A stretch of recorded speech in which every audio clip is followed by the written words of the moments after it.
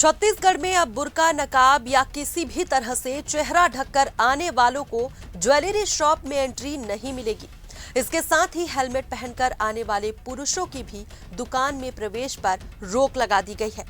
ये फैसला छत्तीसगढ़ सराफा एसोसिएशन की बैठक के बाद लिया गया है। बैठक में सभी पदाधिकारियों ने एक मत से तय किया कि सुरक्षा के लिहाज से चेहरा ढककर आने वालों को दुकान के अंदर नहीं आने दिया जाएगा।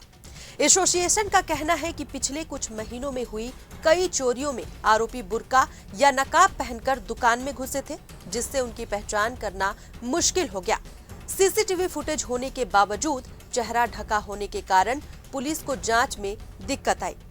उनका कहना है कि ज्यादातर लूट और चोरी की घटनाओं में आरोपी अपना चेहरा ढककर या भीड़ का फायदा उठाकर वारदात को अंजाम देते हैं। इसलिए अब खरीदारी के लिए ग्राहकों को अपना चेहरा खुला रखना होगा ताकि कैमरे में साफ रिकॉर्डिंग हो सके।